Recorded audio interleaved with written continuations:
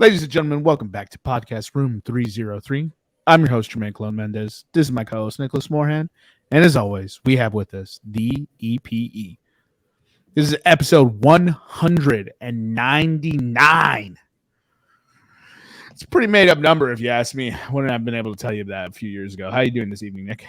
I'm doing good, man. Yeah. Really excited to be still podcasting after all these years. Really excited for some big news in the world of Denver sports that happened over the weekend. What was that? Connor Bedard is not going to the Avalanche? We don't need him. Oh, yeah? Yeah, we have Gabe Landeskog and one of his knees. You guys needed him against the Kraken. Yeah, he'd probably give us a fair crack at it. What a reach. What's the news? Are you just gonna let us sit here in silence? Oh, I thought we were gonna go into it later. But we'll go into it now. The Denver Nuggets are advancing to their first ever NBA Finals. Eric, will you look this up for me? Will you look up? First of all, hold on, Eric. How are you doing this evening? Doing good. It doesn't matter what your Rudy Poo candy is. Just kidding. Go ahead. No. It's good, bro. What do you need to look up? If the Denver Nuggets have ever swept a team before, I think the answer is no. I think the first one was the Lakers, but I just wanted to ask that. Had either, right? That was the information I was giving out all weekend, but if I'm going to say it on a podcast, I should probably have Eric look it up first. That's what's going on. So I was actually at the Nuggets watch party this weekend for Game 3. And I was also at the Game 3 of Lakers versus Warriors. And I'll tell you what, the Denver Nuggets fans were way better in a half-filled arena with a lowered screen just above court, like basket hoop level than the Lakers fans were for all of Game 3 versus the defending champions.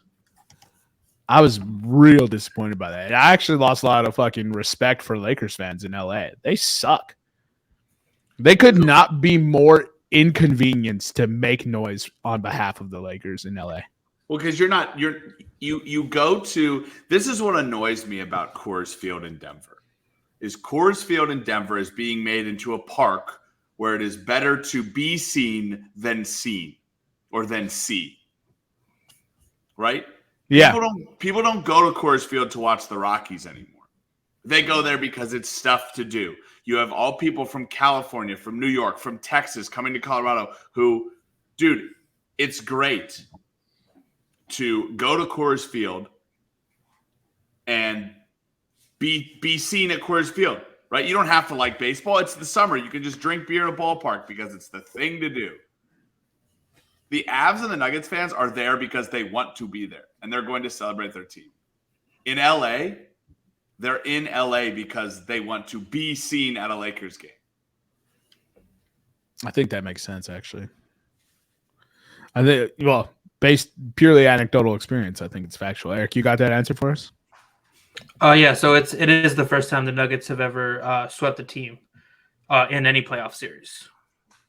All right. So first sweep. And then this is the first time they've eliminated the Lakers.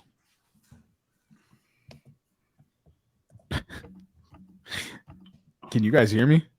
Yes. Yeah. That was a questionnaire. Just say the whole spiel next time. Oh, if you're looking it up, tell us the stats. So yes, that is the first time in 8 playoff meetings that the Nuggets have actually beat the Lakers. Is that the worst record? Now I have another question. Is that the worst record any team has against one opponent in the playoffs? No. The Jets are 0-12 against the Eagles, but I'll look it up for. I'm just kidding. I'll look it up for the NBA. Those aren't playoff games. The Jets Eagles had 12 Super Bowl games. It's honestly probably Philadelphia since we haven't beat the Celtics since 1986. To be honest, how times you played it? They have the most game wins in in history against each other. So, Jeez. substantial. Yeah, Dr. J, as good as he was, kept getting owned by Larry Legend. Yikers. The Bird Man. Yep. So the Nuggets swept the Lakers in 4, which is a pretty damning sentence since the Minnesota Timberwolves won 1 game against the Nuggets, and the Phoenix Suns won 2 games against the Nuggets. So if we're ranking based on quality of team, it goes Suns, Timberwolves, Lakers, right? Yeah, it's got to. Yeah, just based purely on empirical data. Right. And this podcast is a sucker for empirical data. We love empirical data. And in other news, the Miami Heat are currently playing the Boston Don't Let Us Win 1 Celtics. Oh, check it out. Brooks Koepka is at the game. And they're down 5, which is pretty embarrassing. If you're going to say don't let us win 1 and not come out and put it on them from the beginning, it's something. Don't let us win 1. This would have applied if you had played every game down to like 1 or 2 points. You know what I mean? Yeah. Like if you had just lost game 3 by like a point on the last second shot, I could see these comments, right? Like we'll get into my second point 1B here in a second. But 1A is you can't physically give up on a game and then be like, "Oh, but we got you next time." That's some fucking YMCA fucking leaving the court after hooping, fucking going out the glass double doors type bullshit, dude. That is for sure a hoe shit tendency, dog. Dude. Like that's what that is. That's hoe shit tendency. Yeah. Like that's what's crazy to me is the Lakers had an opportunity to win every single game in the 4th quarter. Right? If they would have said that before game 4, I would have been like, "Oh shit, Denver better come to play today." Yeah. The Lakers did not. Instead, the Lakers just showed up and played a hell of a fucking game, and they lost by 2. Hell of a 4 games. They were 4 very good basketball games. I know they did. I know they didn't get a win, which is it's shocking when the Minnesota Timberwolves did get a win. But I'm not by any chance saying the Timberwolves would beat the Lakers. It's just purely, it's fun. It's fun to say. It's fun to say that the Timberwolves would beat the Lakers. And then 1B of this story, you have already proven time after time in this series that you don't fuel Jimmy Butler up. You don't fuel him up. So why the fuck, when you're down 3-0 and just got bodied by Timothy Butler, are you doing this kind of shit? Old podcast motto, don't piss off goats. Don't piss off goats.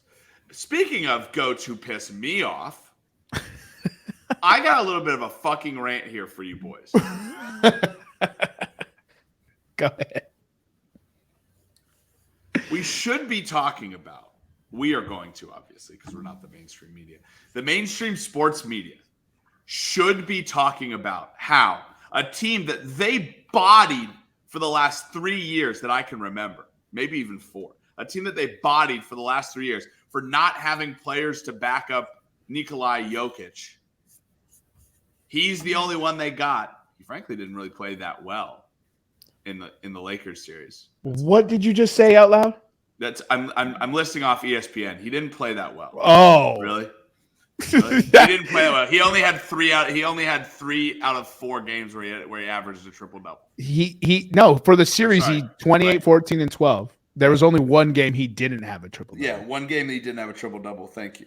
And yet, at the end of the press conference yesterday, Mr. Narcissistic LeBron James goes, "Yeah, I don't know. I don't know if I'm going to call it quits. Who knows? You guys should try to find out." And now all I have to endure today, when we should be talking about the Nuggets sweeping for the first time, going to their first NBA Finals, finally playing to the level that we wanted the Nuggets to play out. Hell, you can even talk about how a ragtag group of Aaron Gordon, done. Michael Porter Jr., done. Jamal Murray, done. Jokic was the only good player on that team, right? That's how they say it. Yeah. That's what they said every time Denver got eliminated, right? Yeah. They came together and they made the finals. And all I have to hear about today is LeBron's legacy if he retires. It's crazy, dude. It's crazy. Let's just take a look at what Nikola Jokic did. First of all, I agree with your sentiments on the only story coming out of this sweep being LeBron's retirement. That's absolutely bonkers. But so Nikola Jokic had 34 points, 21 rebounds, and 14 assists with 2 blocks in game 1. His shooting splits were 70.6 from the field, 100% from 3, and 87.5 from the free throw line. In game 2, he had 23 points, 17 boards, 12 assists, and 3 steals. He shot 42.9%, so 43 from the field. He didn't make a 3 and shot 83.3% from the free throw line. Then on game 3, he had 24, 6, and 8 with 1 steal, 47.4 from the field, 40 from 3, and 57.1 from the free throw line. Damn, he sucked butt on that free throw line. And then in the closeout deciding clincher, he had 30 points, 14 rebounds, 13 assists, 3 blocks, and 1 steal, shooting 45.8% from the field, 50% from 3, and 83.3% from the free throw line. Including just an absolute bonkers dagger 3 as the shot clock was running out. That was like the 3rd or 4th one he hit in the step back off 1 foot Dirk Nowitzki style 3. And I was just like, man, the Lakers really cannot catch a break on that right there. That was crazy. All right, Eric, you happen to get that by chance, or should we just move on? Dude, I haven't been able to find it. I found all kinds of other weird shit. Just really quick, I gotta ask you guys this. Eric's just on Pornhub, bro. That's what I was thinking instantly. I was like, what kind of weird shit you looking at over there? Go ahead. What's the question? So you guys are probably gonna get number 1 and number 2 right because they're given. But could you guys think you can get the top 5 most playoff games and wins in NBA history? Players or teams? Teams. Sorry, teams. I was looking up teams. So this is about teams. The team that has the most wins and then has the most series. What is it again? So it's just basically most appearances and most games played and most wins. Most games played. Only. Most games played. Most games won. 1 and 2. I would probably wager it's the Celtics first. I think, I'll go Celtics first based on wins. It's the Lakers first based on wins at 458. The Celtics are second at 396. And that's wins. The Lakers also have 62 more appearances or 62 more games played in the playoffs all time. 62 more games played in the playoffs. Okay. Yeah, so Lakers Celtics, that's perfectly fine. Yeah, the Paul Pierce years were lean for the Celtics in the playoffs, so that makes sense. Because the Lakers also lost the most amount of finals, correct? Let me go look that up real quick. No, don't worry about it. All right, so and then number 3, so you have Lakers. Number 3. This is a pretty interesting question because you have to take historical greatness into account. So they have to have pretty good runs in every... Or a really dominant, 20-year run. Yeah, that's where I was going to go. Spurs. Where do the Spurs fall on this list? It's not the Spurs? The Spurs do fall in the top 5, but it's not 3rd. No. So tell us what number they are. Yeah. They're 4th at 222 wins. All right, so we got Golden State. 7th, 206.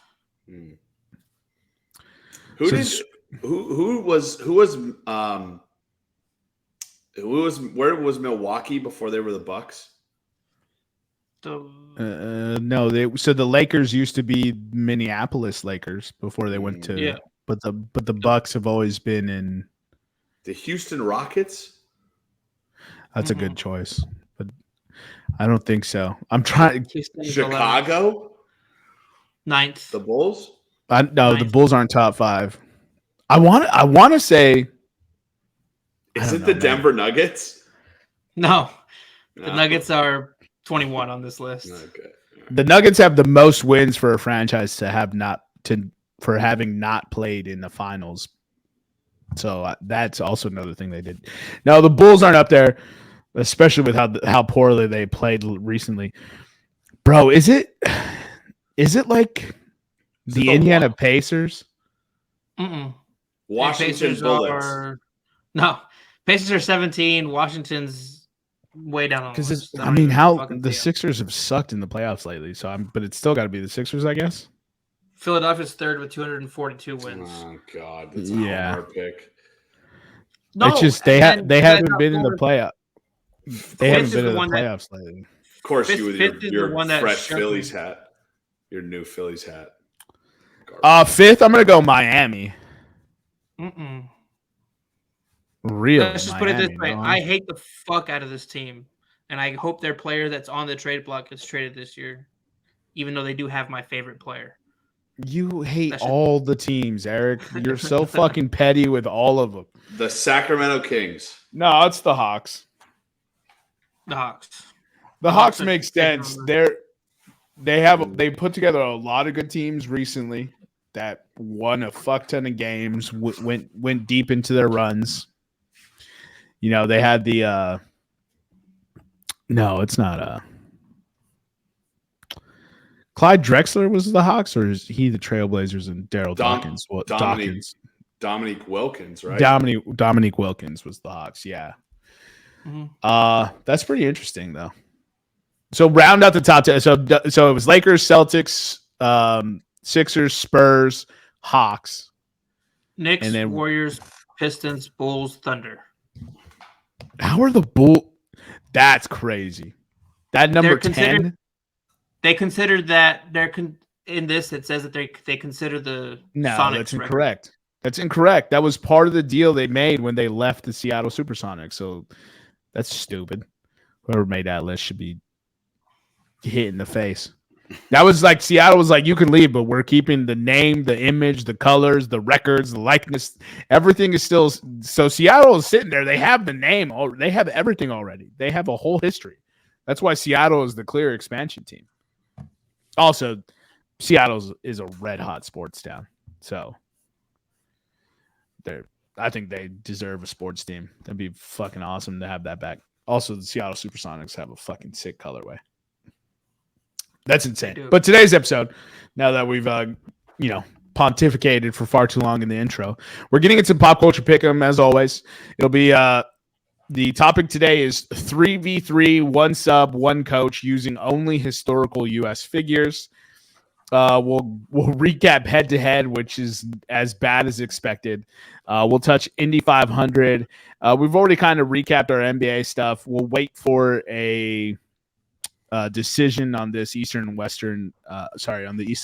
Conference Finals before we discuss the NBA Finals schedule. I will rattle off here real quick. Game 1 is until next Thursday, so not this Thursday, but next Thursday, June 1st.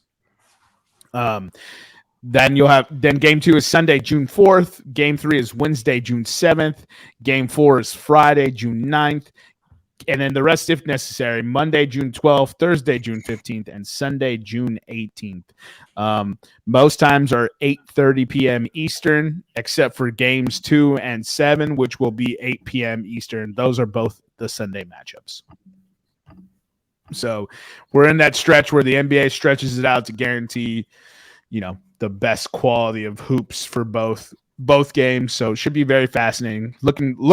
Staring at a Denver-Miami final. And doesn't the NBA just hate it? I mean, you let everyone tell it. I don't understand why the NBA would hate a finals where a new star gets a championship. So I'll never understand that. Everything's as big as you're willing to cover it. That's one thing I always say. If you talk about the Denver Nuggets all the time, guess what? The Denver Nuggets are going to be a big market. Also, Denver's a gigantic fucking city. All right. And Miami is a gigantic city. with passionate fans. Yeah, each one it's very crazy to see that whole thing. But let's recap the NHL updates real quick. Holy crap. So the Vegas Golden Knights are playing right now versus the Dallas Stars. Would anyone like to wager who's leading this game? Vegas is leading. Well, Nick's probably watching. It's 3-0. Oh, I thought you said that because you thought the score was getting out of hand. Yeah, it is 3-0. It is out of hand. 3-0 with 13 left in the second, and the Stars are looking like they're going to go down 3-0. And that's kind of similar with what's going on in the Hurricanes and Panthers series. We may have 4 conference final sweeps for the NBA and NHL. Crazy. Absolutely crazy. And also, I don't think it's the team I would have picked to complete the sweep. Like, I think I would have picked the Hurricanes to sweep instead of the Panthers. Yeah, but, we touched on it a little bit in pre-show. Like, you can't just stick. So Teuvo Teravainen came back, who's a big time player for Carolina. As a coach, I'd been like, "Hey, man, you're not playing, right? We've been rolling this far." The fourth line. Is he on the fourth line? No. I'm just asking. Like, that's from that's what I would do. Right? Put him at your third or fourth line. Play him limited minutes until he can get into the flow of people and not really disrupt your first couple of lines who've been rolling around. Yeah. Okay. So I agree with that. I think that's pretty bad for business to just stick a player like that into it and not expect the chemistry to get crushed. Yeah. Well, it got crushed because they showed an infographic during game 2 at the end of it where the original front line of the attackers, Teravainen had 4 shots. The other players had 11 and 13 respectively, and that was in both games combined. So their chemistry's not there, and they're not shooting. They're just not taking shots on goal. So that's just a stat. I don't know much about hockey, but I figure if you're not shooting, you're not scoring. It doesn't seem like they're shooting. I mean, that's a safe assumption, sir. that's a safe assumption, my guy. That's crazy. Carolina shot themselves in the foot. Isn't that something, man? Yeah. Oh, that's crazy. And then just a quick little tidbit. We won't be discussing any wins or losses here, but if you are into tennis, almost said golf, the French Open starts May 28th. So add it to your calendars if you're excited for that. Let's go ahead and get into this PCP. As you can tell, if you're watching us on YouTube, first of all, thank you for joining. And today's order is going to be myself, Eric, and then Nick. And I think I'm going to go ahead and take my coach first. Okay. And I'm going to take Malcolm X.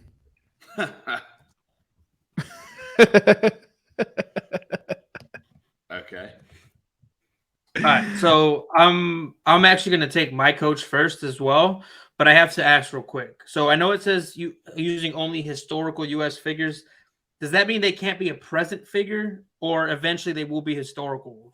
You know what I mean? No, as long as they're doing something that is not sports related. So if they're like a Pulitzer Prize winner or anything like that. That's a president, Eric. Why would you ask for clarification on that if it was a U.S. president? Because he's still like, you know what I mean? Like he's still in the news all the time for some bullshit or the other. So like, I just wanted to make sure we weren't like getting upset that it was like, because I know he's going to be a historical figure, but he's still technically like active, bro, I thought you were asking about like Diana Ross or some fucking nonsense. No, dude, we started with presidents. We just expanded the field. All right, cool. Well, then I'm definitely taking Donald Trump as my coach because I want to be a part of those press conferences. Oh, a lot of pressure on me here to take my first coach. There's a recent movie coming out, so I'm going to take my coach first as well. I'm going to take J. Robert Oppenheimer as my coach because he really knows how to destroy a defense. He knows how to even the playing field. He really does know how to. He can really drop bombs at the presser. There's a reason why the all of West Texas is flat.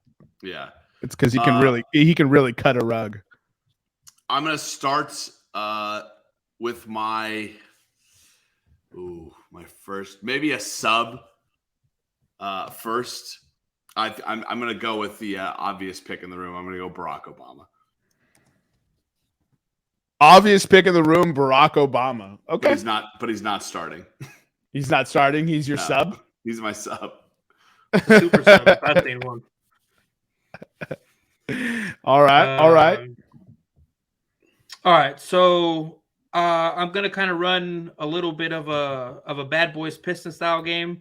So I'm gonna go with Al Capone. All right. Al Capone. I'm taking Ulysses S. Grant for mine. God damn it. I'm shocked. I'm shocked he got back to me, bro. That's annoying, dude. He was gonna be my next pick. That's good. That's I good. was like, how did I benefit from that, bro? And then I'm gonna take W.E.B. Du Bois. Okay. So ridiculous.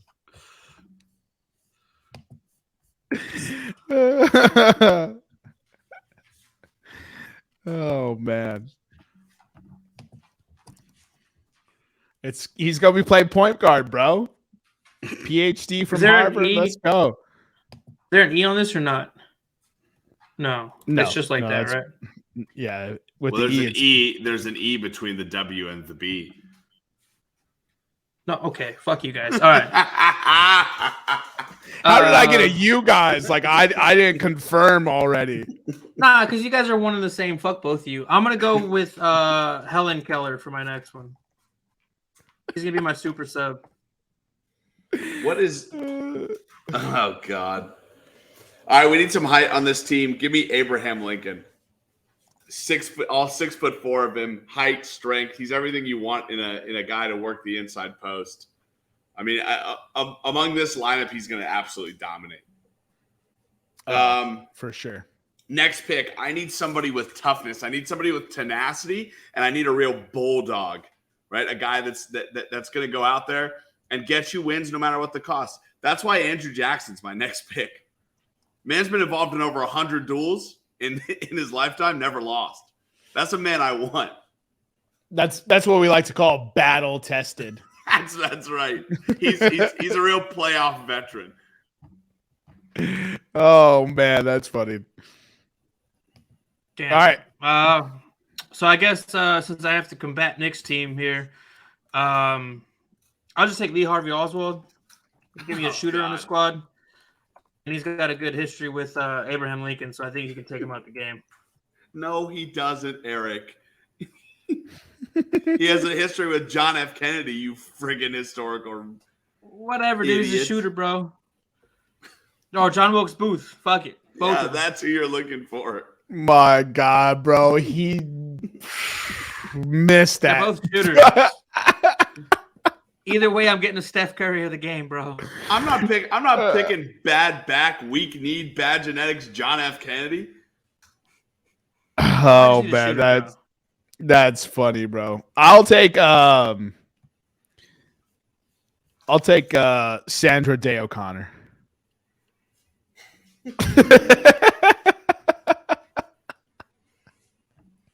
Malcolm X is gonna go full coach spell on them.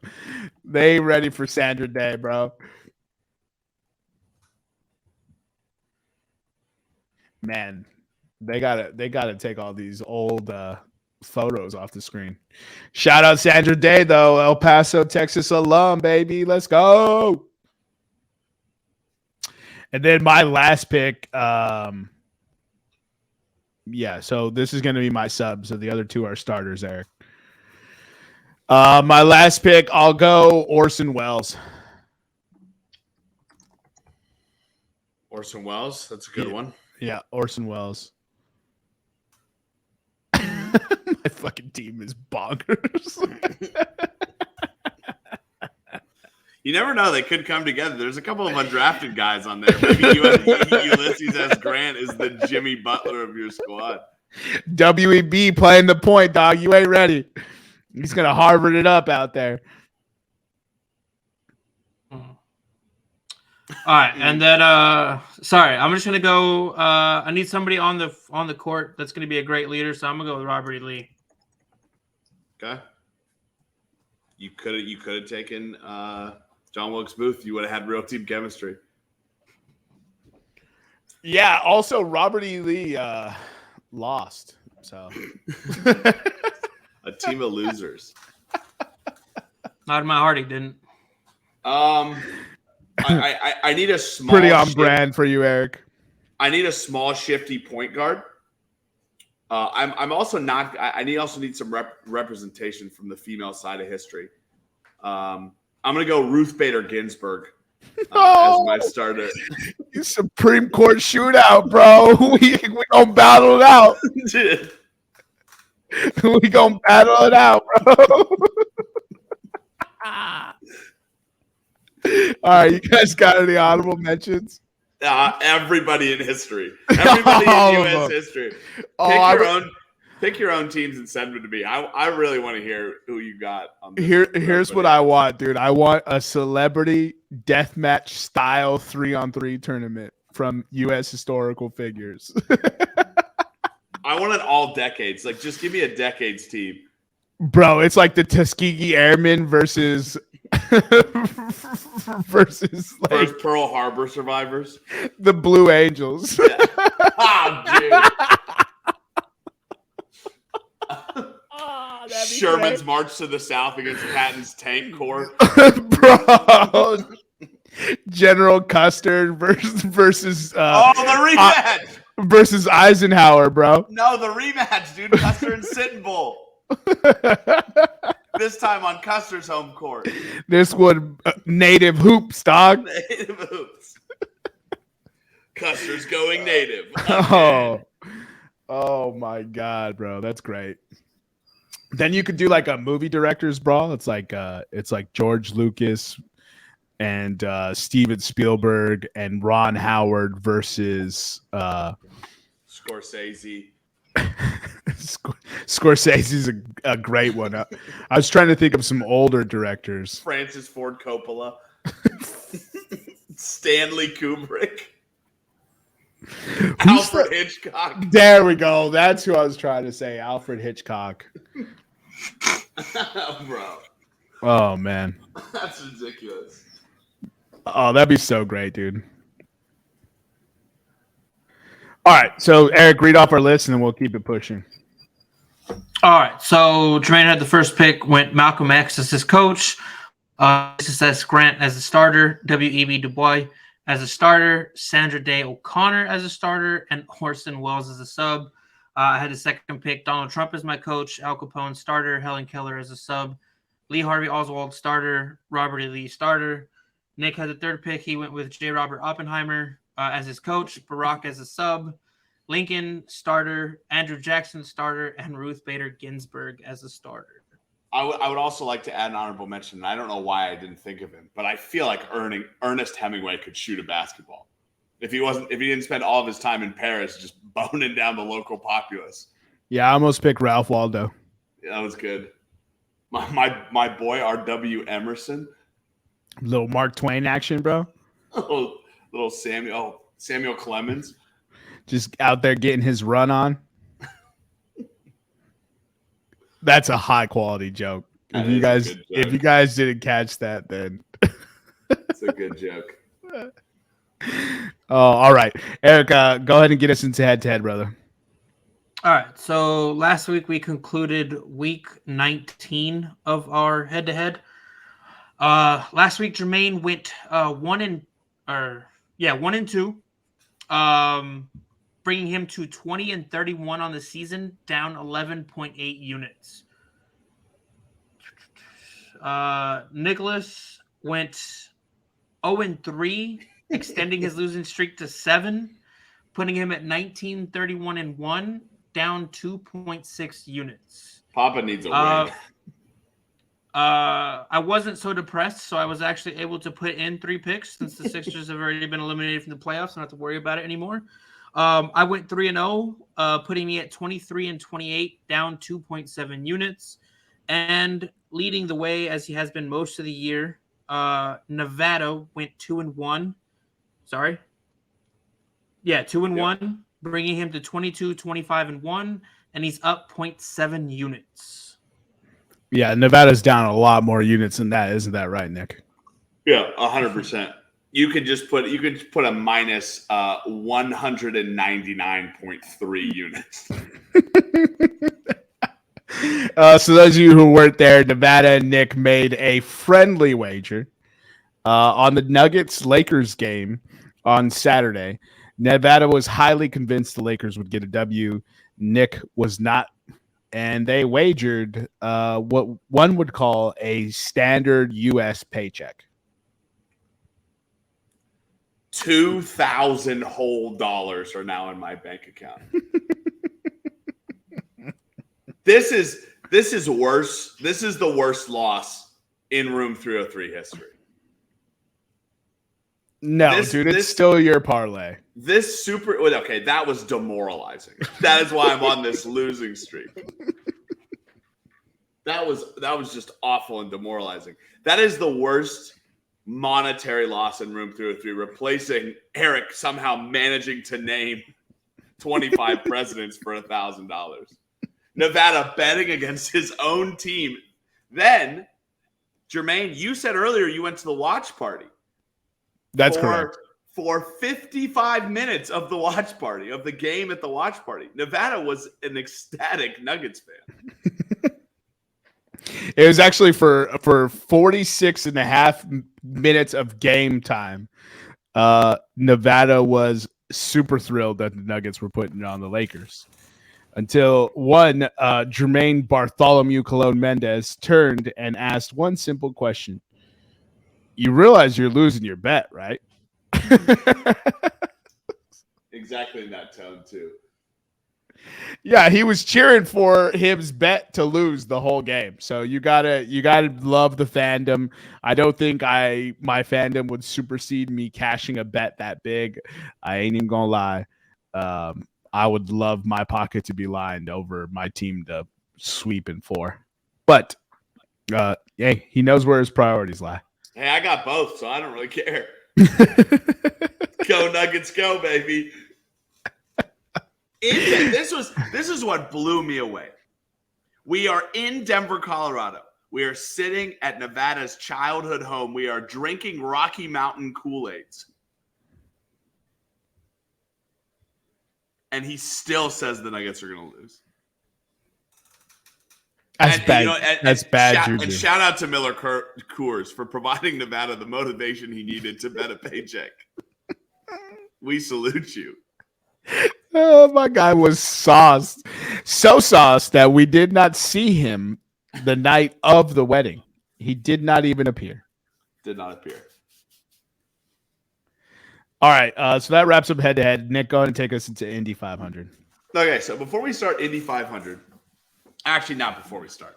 So this year, coming up this weekend for the Indianapolis 500, which I can't look at right now, the Indianapolis 500 will be May 28th. That is this Sunday before Memorial Day, so you can get good and liquored up before you don't have to go to work on Monday.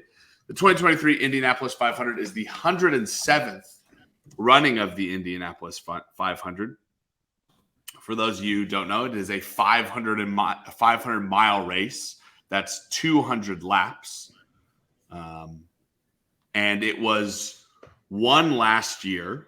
I thought I had that pulled up. It was won last year by Marcus Ericsson, who is the second only Swede to have done it. So before we get into pole positions and how that reflects the winner, so we can do a little bit of betting to this, do you gentlemen know that there's a triple crown of motorsport? No.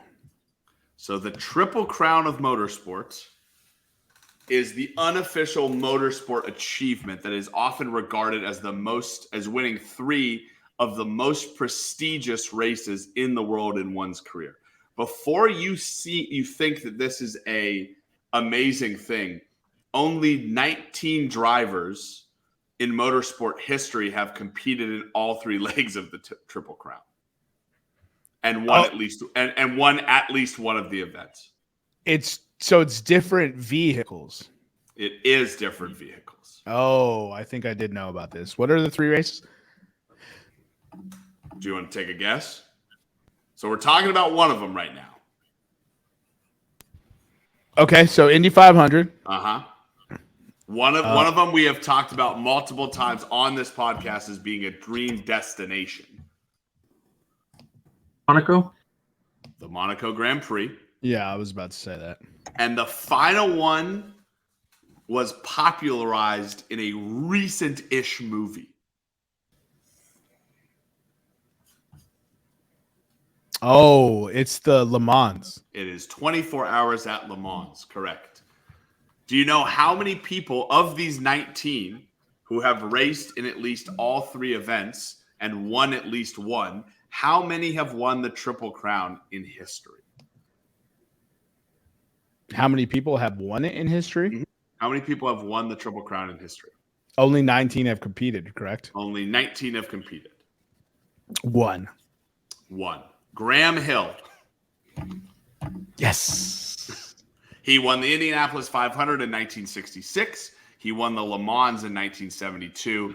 And he won the Monaco Grand Prix 5 times, 63, 64, 65, 68, and 69. Okay. Insane. Yeah. He won the Monaco a fuck ton. Yeah. No doubt. The active drivers right now, Jacques Villanueva, Juan Pablo Montoya, and Fernando Allison are the three active drivers to have raced in all three. Oh, sorry, that have completed two of the three legs. So Juan Pablo Montoya has won the Indianapolis 500 twice, and he's won the Monaco Grand Prix once. Fernando Allison has won the Le Mans twice and the Monaco Grand Prix twice. And Jacques Villanueva has won the Indianapolis 500 once. So does that make, you said Graham Hill, correct? Graham Hill, yes, he's a British driver. Does that make him the best racer ever then? They would have to, yes. Yeah, I mean, I would say so. Yeah, definitely. So, yeah, nobody else is even attempting it anymore. AJ Foyt actually is the only driver to win two of the three races in 1 year. He won the Indianapolis 500 and the 24 Hours of Le Mans in 1967, but was unable to win the Monaco Grand Prix. Did he even race in the Monaco Grand Prix? How many active drivers? Did you say how many active drivers are? 3 active drivers have raced in all three legs. Have raced in all three legs, correct? And none of them have won any of them. No. Just happy to be here, boys. He did not race in the Le Mans, apparently. All right. Let's go ahead and get into the actual Indianapolis 500. It's this Sunday, correct? So the 28th? It is this Sunday. So I talked to you I talked to you about winners of the Indianapolis 500. So let's talk to you about pole sitters at the Indianapolis 500. And if you thought it was anything else, Eric, get your mind out of the gutter. So pole sitters are the ones who won qualification. Last year, Scott Dixon won the 2022 pole. He set a speed record of 234.046 miles per hour. He led almost half of the race last year before finishing, before having basically pulling into pit row with his tire out of the pit line, which cost him a penalty. He is the longest leader of the race to have never won the race. So he led over half of the race last year, but because of the time penalty in pit row, lost the race. So this year we had a new qualification record. Alex Palou set the new qualification speed record at 234.217 miles per hour. If you compare the top 3 finishers this year in qualifying, all top 3 drivers would have set the speed record this year. Now there has been 46, so this has been raced for now 106 years. There have been 46 times that a speed record has been broken in qualification. Only 6 of those times has a speed record won the actual race. And the last time a speed record won the actual Indy 500 was 1988, when Rick Myers did it. Rick Myers. 1978. That's a long time. 1988, sorry. 1988. Going further into this, out of the 106 races, only 21 winners. There have only been 21 winners who have finished on top of the pole in qualifying and won the race. The last time this happened was 2019 when Simon Pejnard, he's French, I can't speak French very well, won the actual race. Any idea, gentlemen, what in the last 10 years, what the average finishing position of the qualifying winner of the Indianapolis 500 has finished? Repeat the question. The last qualifying winner. So, what is the average finishing position of the pole winner in the last 10 years? Average finishing position. That's interesting. Top 5. It is 13th. That's the average? That's terrible. There's not a lot of variance from the average finishing position of all time in the 106 races. All time 106 races, the winner of the pole finishes 12th. So we've already talked to you about how speed records don't win. When you set speed records in qualifying, you don't win. And normally the one who wins the pole doesn't win. So that will eliminate 3 racers for you at the top. Now, let's get into actually who wins the race. So, since 2017, the lowest starting position to win a race has been 8th, aka they have been 8th and above. If we expand it to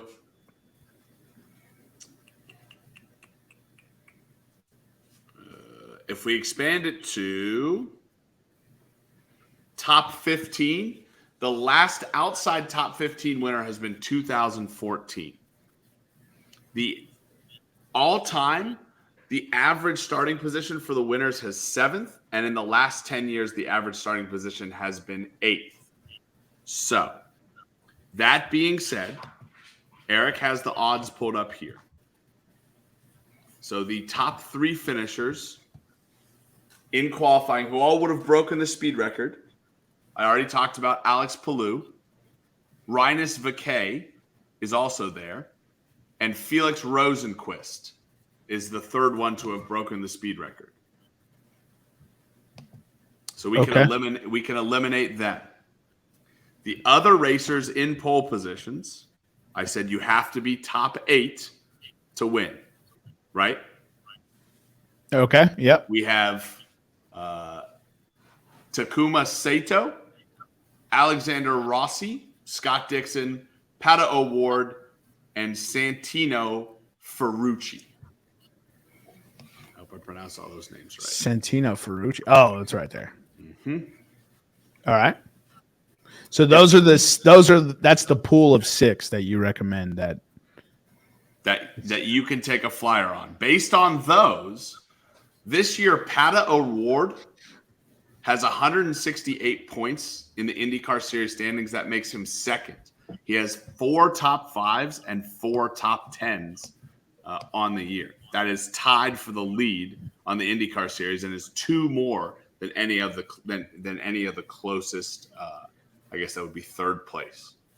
And he has the second best odds at plus He has 750. the second best odds at plus 750. Correct. All right. So that's going to be who I say is my winner. If you want a quote unquote long shot, I would go with Scott Dixon. He's won qualifying 2 of the last 3 years. He didn't win it this last year. And if not for a time mistake last year, he would have won it. But he is an 8-1 favorite right now. Out of those names that I mentioned, between Sato, Rossi, Dixon, Award, and Ferrucci, who is the longest odds? Who has the longest odds? Ferrucci. At plus 1200. Yeah. What do you gentlemen think about the Indianapolis 500? I think it's a fucking crazy race to watch. Is really what I think. It's very interesting that the person who's usually the fastest or has the pole doesn't usually do very well at the race, which is kind of it's almost like, do you really want the pole? Right. Yeah, so it's like a lot of racing, right? Horse racing, auto racing. You never want to see your guy out front to start. Yeah, that's fucking horse racing. I don't even want to talk about it. 7 horses couldn't pick the winner. I'll take a Scott Dixon at plus 800. That's gonna be my bet.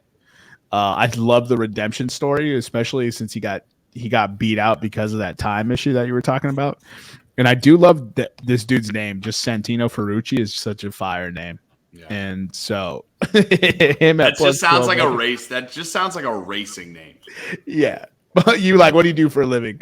Oh, I'm a racer. Oh, that makes sense. Yeah. Santino Ferrucci. I race cars. I love to race. Me, go fast. I go fast. I like racing. You is last. All right, we're done rhyming. That's pretty cheesy. All right, Eric, what are you taking? Any odds? I'm just gonna go with the odds-on favorite. I know Nick gave us his whole spiel, but I'm just gonna take Alex Palou at plus 600. I'll take a Devlin DeFrancesco at plus 150,000. Devlin Duck Hodges is racing here, dude. Stingray Rob. Yeah, that is definitely the winner for the best name. Helio Castroneves. That's a fire name. Helio Castroneves is a prior champion. RC Anderson. Come on, his name is RC, like the car. All right, remote control car, bro. He has the worst odds at plus. Oh, I was saying 300,000. That's 30,000. Seriously, I mean, if it was 300,000, I would take a flyer on some of these crazy names. Is this chick? You think? I can Google her. Let me see. Because if it is, that's what I'm putting money on. I think there is one girl in the Catherine Legg field this year. Yeah. Yeah. She's got a nice smile, dude. I'm banking on her winning. She's only 42. That's actually kind of old, huh? I was like, when you said it, she's only, I was like, oh. Yeah, I mean, I wasn't expecting 42 to be a race car driver age, but that's not bad. She out there putting in work, dog. She has the second to last odds, but right. Well, it's better odds than we would have if we were for sure. I would love to try to drive one of these things, though. Marco Andretti, any relation? Yes, he's his son, I believe. Get the fuck out of here! And he's a bum like Michael Jordan's kid. I mean, he's won the 500 before. Yeah, but so did I.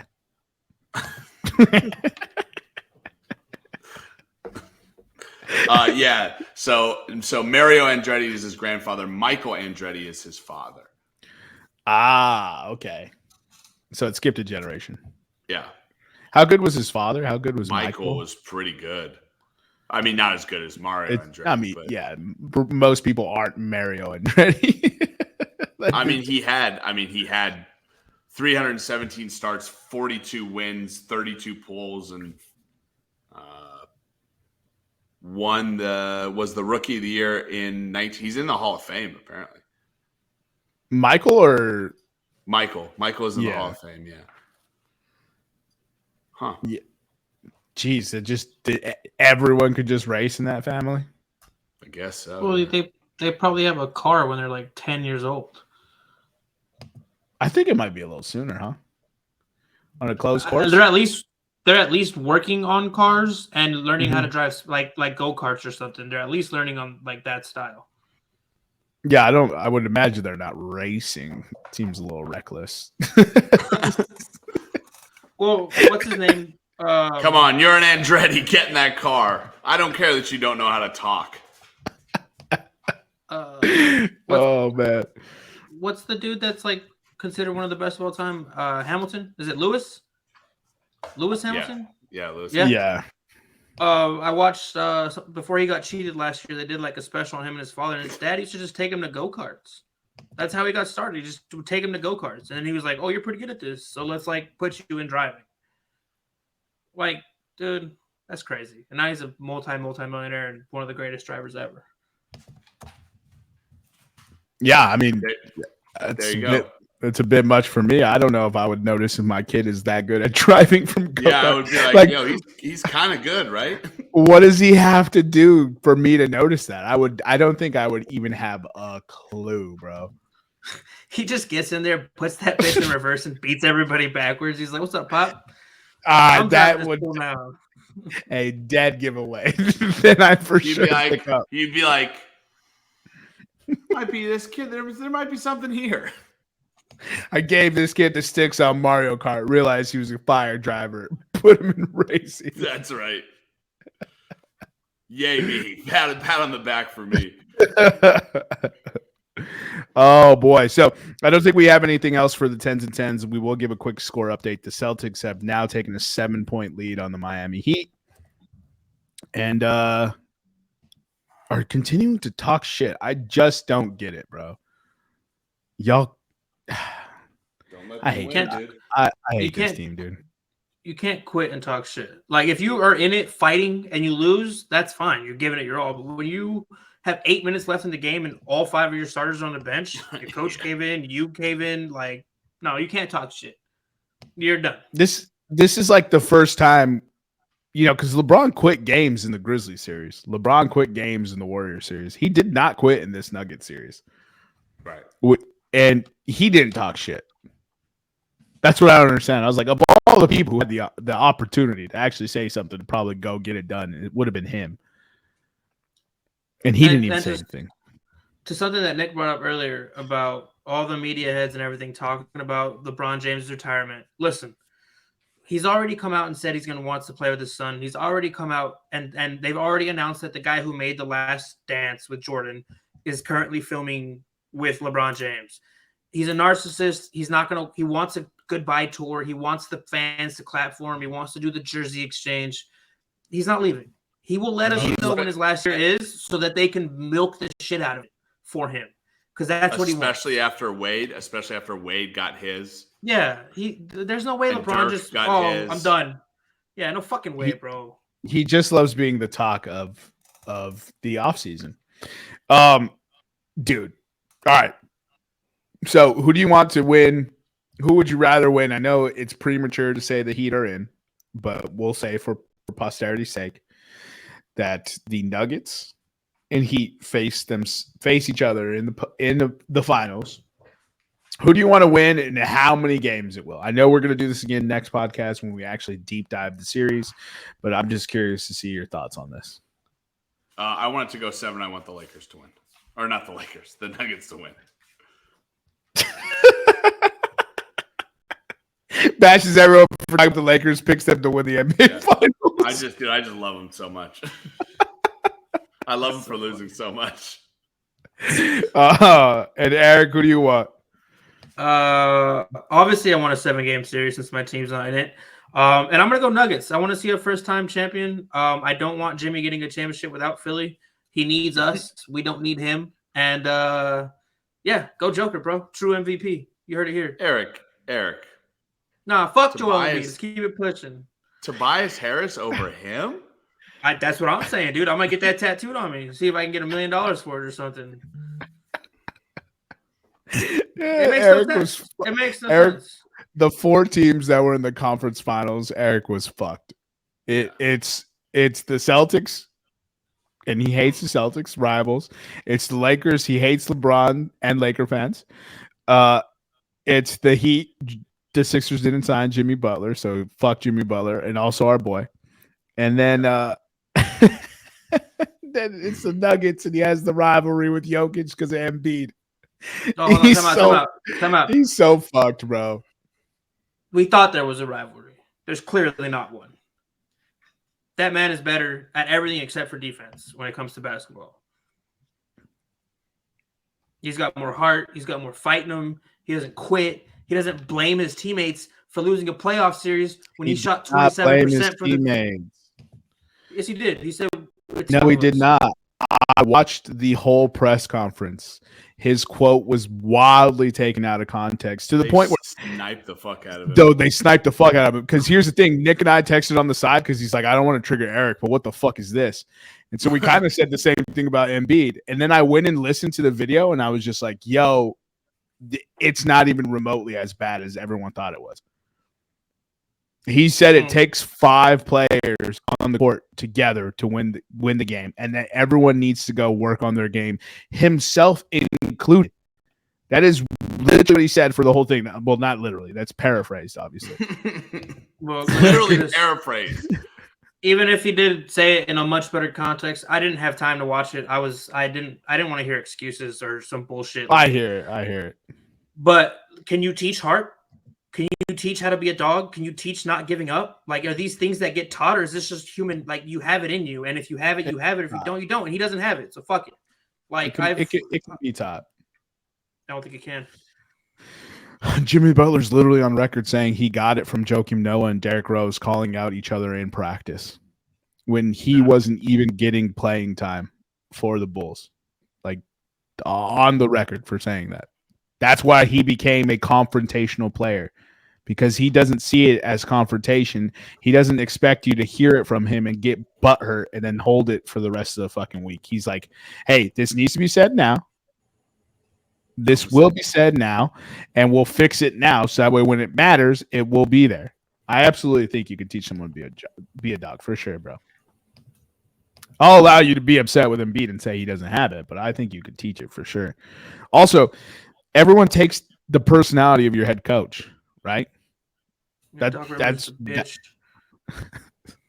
not even most losses in the history of Game 7s of the NBA. He's lost the most Game 7s, 5 consecutive Game 7 losses, multiple by 30-point blowouts. The man doesn't have a pair of nuts because the man with nuts doesn't let his team go out there and fucking get their asses whooped like that.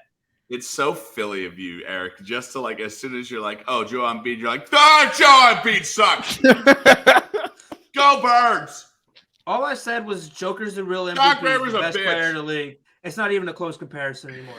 Yes, JoJo led the league in scoring, but how many other players have led the league in scoring? The other bum on our team led the league in scoring 3 times, has never won a championship. I don't want to hear that shit. Fuck scoring. Be good at basketball. Have heart. Compete. Fucking bums.